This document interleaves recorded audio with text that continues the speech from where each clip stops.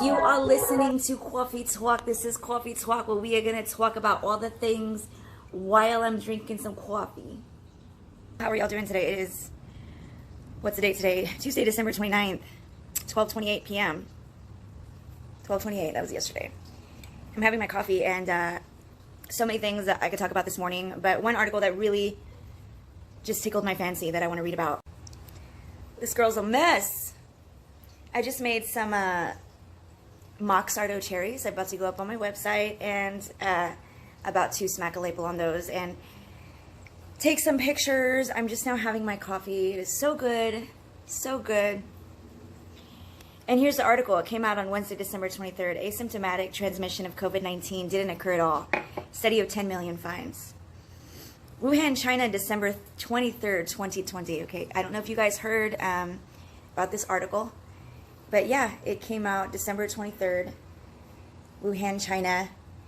And a study of almost 10 million people in Wuhan, China found that a symptomatic spread of COVID-19 did not occur at all, thus undermining the need for lockdowns, which are built on the premise of the virus being unwittingly spread by infectious, asymptomatic people. Published in November in the scientific journal Nature Communications, the paper was compiled by 19 scientists, mainly from the Huizhong, not sure if I said that right, University of Science and Technology in Wuhan, but also from scientific institutions across China, as well as in the UK and Australia. It focused on the residents of Wuhan, ground zero for COVID-19, where 9,899,828 people took part in a screening program between May 14th and June 1st, which provided clear results as to the possibility of any asymptomatic transmission of the virus. Asymptomatic transmission has been the underlying justification of lockdowns enforced all across the world. The most recent guidance from the Centers for Disease Control still states that the virus can be spread by people who do not have symptoms. They're stating this. They're stating this. Do they know it? In fact, the CDC claimed that asymptomatic people are estimated to account for more than 50% of transmission. So they're saying this to us. But do they actually know it, or are they just saying it? UK Health Secretary Matt Hancock also promoted this message, explaining that the concept of a symptomatic spread of COVID-19 led to the UK advocating masks and referring to the problem of asymptomatic transmission. And we know that that's why we closed down most of our country. We know that that's why people are saying, oh, you know, you're doing it for other people. You're wearing a mask for other people. This is for other people. Why are the bars open? We need to, you know, stay safe. So this is the justification for so many people. It stated that out of nearly 10 million people in the study, oh, here we go. However, the new study in Nature Communications titled Post-Lockdown SARS-CoV-2 Nucleic Acid Screening in Nearly 10 Million Residents of Wuhan, China. This is what they did, is a nucleic acid screening. And so I would be curious to look into that and just find out a little bit more about that. It stated that out of nearly 10 million people in the study, 300 asymptomatic cases were found. Contact tracing was then, well, this just messed up on me. Contact tracing was then carried out, and of those 300, no cases of COVID-19 were detected in any of them. In any of them. It stated that out of nearly 10 million people, 300 asymptomatic cases were found. Contact tracing was then carried out, and of those 300, no cases of COVID-19 were detected in any of them. And then a total of 1174 close contacts of the asymptomatic positive cases were traced, and they all tested negative for the COVID-19. Further evidence showed that virus cultures, quote-unquote virus cultures, which is making me wonder, you know, I'm going to have to look into this a little bit more, in the positive and repositive asymptomatic cases were all negative, indicating no viable virus, quote-unquote, no viable virus in positive cases detected in this study. Ages of those found to be asymptomatic range between 10 and 89, while the asymptomatic positive rate being lowest in children or adolescents aged 17 and below, which is, you know, is no surprise, and highest rate found among people older than 60. The study also made the realization that due to a weakening of the virus itself, actually that wasn't quote, newly infected persons were more likely to be asymptomatic with a lower viral load than earlier infected cases. So the study apparently also made the realization that if I was to be newly infected, I would have a lower viral load than how it was before. These results are not without precedence. They're not without precedence. In June, Dr. Maria Van Kerkhove, which we know, which hopefully we know already, head of the WHO Emerging Diseases and Zoonosis Unit, shed doubt upon asymptomatic transmission. Speaking at a press conference, she explained, from the data we have, it still seems to be rare that an asymptomatic person actually transmits onward to a secondary individual.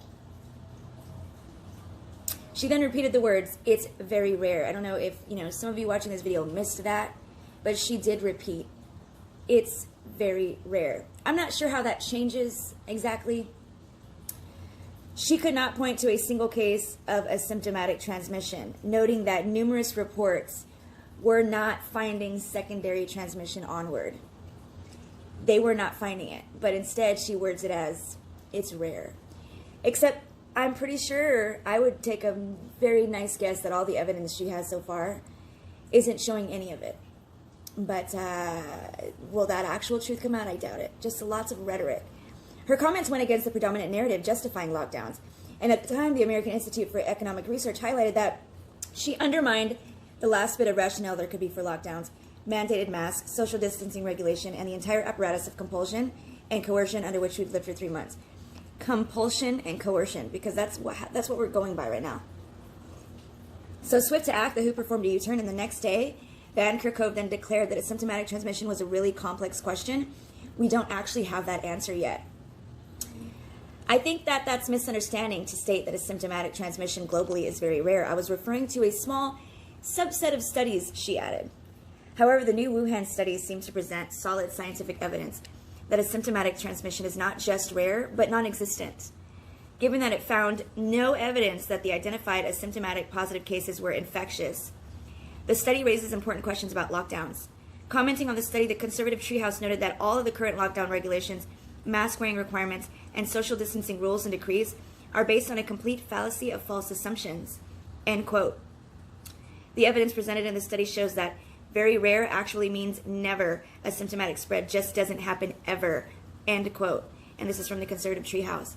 Such a large scientific study of 10 million people should not be overlooked, Jeffrey Tucker argued in the AIER, as it should be huge news, paving the way to open up everything immediately. Yet the media reports have been virtually non-existent and ignored, a fact that Tucker explained. The lockdown lobby ignores whatever contradicts their narrative, preferring unverified anecdotes over an actual scientific study of 10 million residents in what was the world's first major hotspot for the disease we are trying to manage. The recent findings should enable society to reopen once more. According to the AIER, without asymptomatic transmission, quote, the whole basis for post-curve flattening lockdowns, end quote, life should resume, and quote, we could take comfort in our normal intuition that healthy people can get out and about with no risk to others, end quote. Isn't that very interesting? Isn't it interesting that they talk about a symptomatic narrative and try and tell me that I'm contagious, even all the while contagion having never been proven. So we're supposed to trust this second set of information when the basis of it is completely false. That was posted on, by the way, December 23rd, this was posted. And I've been seeing this floating around for about a week. Very, very interesting study. Once again, it comes out of Wuhan, China. And let me just repeat, only 300 asymptomatic cases in this study of nearly 10 million were discovered. And out of those, none of them tested positive for COVID-19. And so I run through these scenarios through my head because I just want to go to the grocery store like a normal person. But when you live in the truth frequency, I feel like it's a feat of courage right now to even be, sorry, I'm messing with my hair because I feel like, guys, I'm basically fresh out of bed, okay? I'm straightening a hairpiece right now that I just did. I just colored it. Anyways, I've got some stuff to do. But I feel like it's a feat of courage right now just to even be conscious of the truth every day when we have lies thrown in our face constantly. And the truth is that whether it's your job or not, it's wrong to tell people what to do with their bodies. It's just plain wrong. And especially in light of what has come out, what we know, it's just plain wrong. If someone comes in your store as a free citizen, I challenge you to just let them be. Because that would be actually you doing your part. And this is all I have to say. And I hope you guys have a wonderful day. And be blessed.